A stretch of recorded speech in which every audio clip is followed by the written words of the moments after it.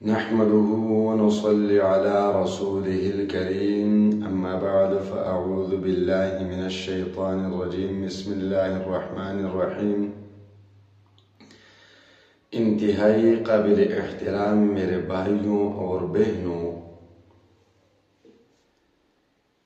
تین قسم کے لوگ ایسے ہیں جن کا وظیفہ اثر نہیں کرتا، چاہے لاکھ بار وظیفہ پڑھ لے، دعائیں مانگے، استغفار کرے، کچھ بھی کرے، لیکن ان لوگوں کو فائدہ کچھ نہیں ہوگا۔ یہ تین قسم کے لوگ کون ہیں؟ ان کے وظیفے میں اثر کیوں نہیں ہوتا؟ ان کے دعاؤں میں اثر کیوں نہیں ہوتا؟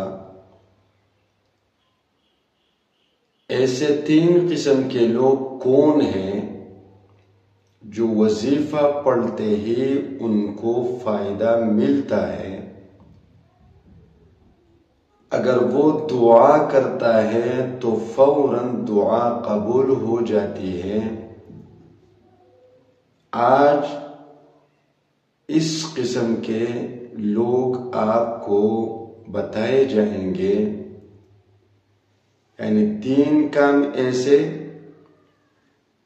اگر کوئی شخص یہ تین کام کرے تو وظیفہ اور دعا میں اثر نہیں ہوتا۔ سب سے پہلے نمبر پر آپ کو یہ تین قسم کے لوگ بتائیں گے، پھر اس کے بعد وہ لوگ جو وظیفہ پڑھے، دعا کرے، فوراً وہ قبول ہو جاتی ہے۔ ایسے کون سے تین قسم کے لوگ ہیں، پھر وہ بتائیں گے۔ جس طرح ہم کسی بیماری کے لیے دوائی استعمال کرتے ہیں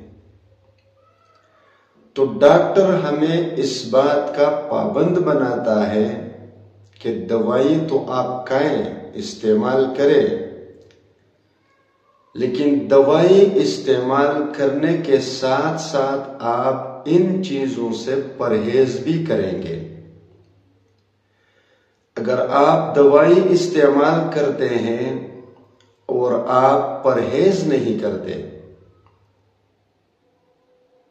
تو پھر دوائی کا اثر ختم ہو جاتا ہے۔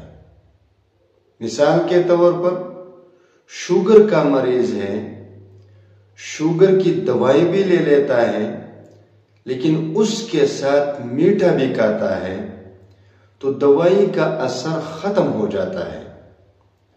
ٹھیک اسی طرح شریعت کے اصول ہے، دعاؤں کے اصول ہے، وظائف کے اصول ہے، عبادات کے اصول ہے کہ اگر آپ 24 گھنٹے عبادت میں مگن رہتے ہیں، دعائیں مانگتے ہیں، وظائف پڑھتے ہیں، ذکر و اذکار کرتے ہیں، لیکن اس کے ساتھ ساتھ آپ وہ کام کریں گے جس سے اللہ تعالیٰ نے منع کر دیا ہے، تو آپ کے عبادات کا، آپ کے وظائف کا، آپ کے اذکار کا، آپ کے دعاؤں کا کوئی فائدہ نہیں ہوتا۔ تو کن چیزوں سے آپ پرہیز کریں گے وظیفہ پڑھتے وقت، دعا کرتے وقت؟ تو اس میں سب سے پہلے نمبر پر جو آتا ہے وہ حرام رزق سے پرہیز ہے۔ جو لوگ حرام کھاتے ہیں، چاہے ایک نوالا کھائے، تو حرام ایک ایسی نجس چیز ہے، فضول چیز ہے۔ ایسے لوگ سجدوں میں سر رکھ رکھ کر اللہ سے دعا کرے تب بھی اس کی دعا قبول نہیں ہوتی، اس کی عبادت قبول نہیں ہوتی۔ تو جب دعا قبول نہیں ہوتی، عبادت قبول نہیں ہوتا، تو پھر مجھے بتائیں کہ وظیفہ کس طرح اثر کرے گا۔ تو پہلے نمبر پر جو لوگ وظائف پڑھتے ہیں وہ حرام سے پرہیز کریں گے، ایک نوالا بھی حرام کا نہیں کھائیں گے، بلکہ مشتبہ چیز کو بھی نہیں کھائیں گے۔ مشتبہ چیز کا مطلب یہ ہے کہ 100% تو یقین نہیں کہ یہ چیز حرام ہے، لیکن اس چیز میں حرام کا شبہ ضرور ہے، تو ایسے چیزوں سے آپ کو پرہیز کرنا ہوگا۔ نمبر 2 جو سب سے زیادہ اہم ہے وہ یہ کہ کسی بھی مخلوق کو تکلیف نہیں دیں گے۔ جو لوگ دوسروں کو تکلیف دیتے ہیں، انسانوں کو ہی نہیں بلکہ جانوروں کو، پرندوں کو، کیڑے مکوڑوں کو اگر تکلیف دیتے ہیں تو اللہ تبارک و تعالی آپ کی تکلیف کو دور نہیں کریں گے۔ وجہ اس کی یہ ہے کہ آپ بھی اللہ کے بندے ہیں، میں بھی اللہ کا بندہ ہوں، سارے انسان اللہ کے بندے ہیں، چاہے یہ انسان مسلم ہے یا غیر مسلم ہے، لیکن اللہ کے بندے ہیں۔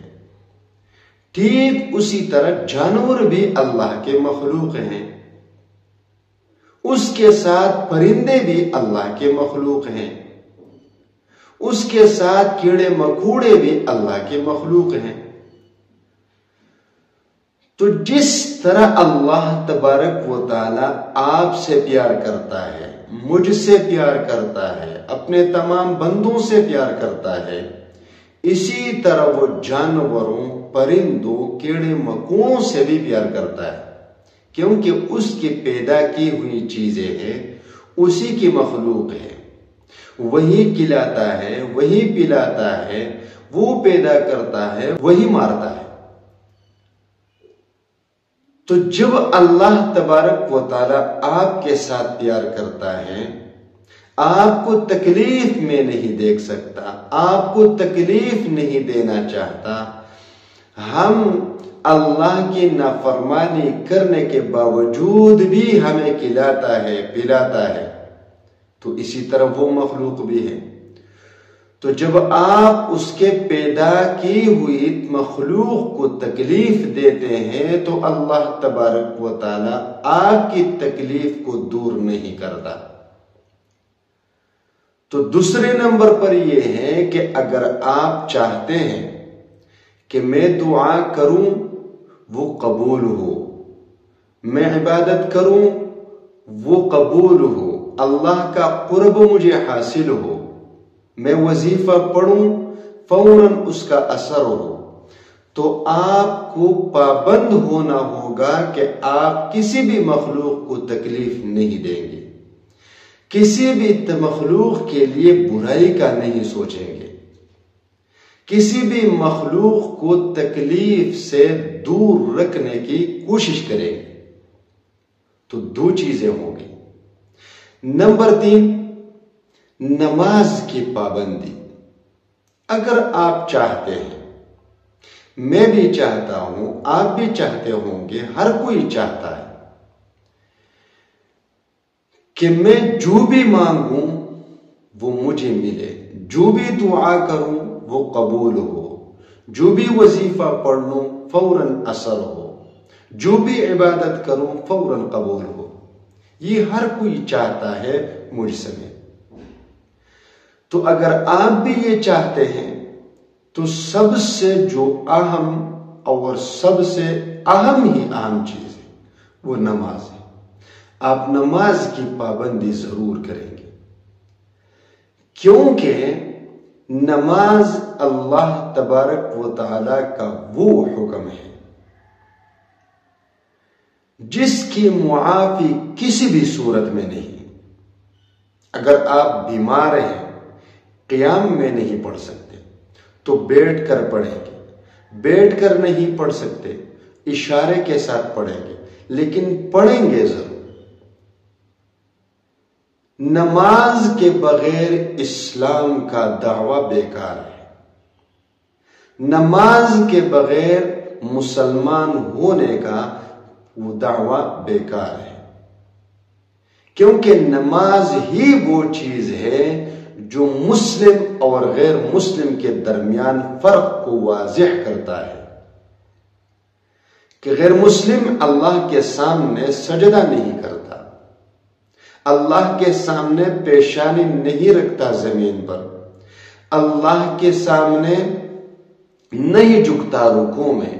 مسلمان اللہ تبارک و تعالی کے سامنے سجدہ کرتا ہے، اللہ کے سامنے اپنی پیشانی کو جھکاتا ہے، اللہ کے سامنے جھکتا ہے رکوع میں، اور اپنی فریاد اللہ کے سامنے رکھ دیتا ہے، اپنی عاجزی اور اللہ کی بڑائی کو بیان کرتا ہے کہ میں عاجز ہوں، میں کمزور ہوں، آپ اونچے ہیں، آپ اعلیٰ ہیں، آپ عظیم ہیں، آپ رحیم ہیں، آپ غفور ہیں۔ تو جو لوگ نماز نہیں پڑھتے ان لوگوں کی کوئی دعا قبول نہیں ہوتی، ان کی وظائف میں اثر نہیں ہوتا۔ اگر آپ چاہتے ہیں کہ میرے دعا قبول ہو، میں وظیفہ کروں، اس کا اثر فوراً ہو، تو آپ کو نماز کا پابند بننا پڑے گا۔ جب آپ نماز ہی نہیں پڑھیں گے، سب سے بڑی دعا تو نماز خود ہے، سب سے بڑا استغفار نماز ہے۔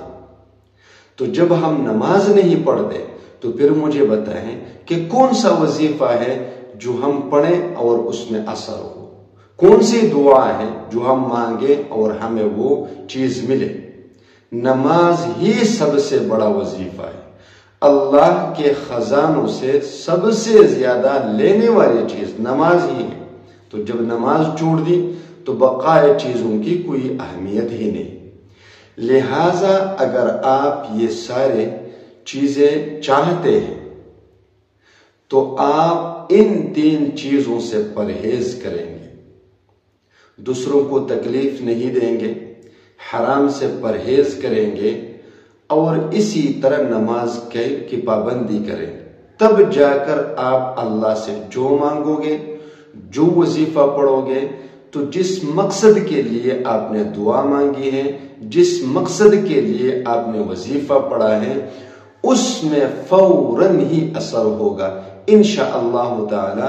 لہٰذا آپ ان باتوں پر عمل کریں اور اللہ تبارک و تعالی کے محبوب ترین بندوں میں شامل ہو جائیے۔ وآخر دعوانا ان الحمد للہ رب العالمین۔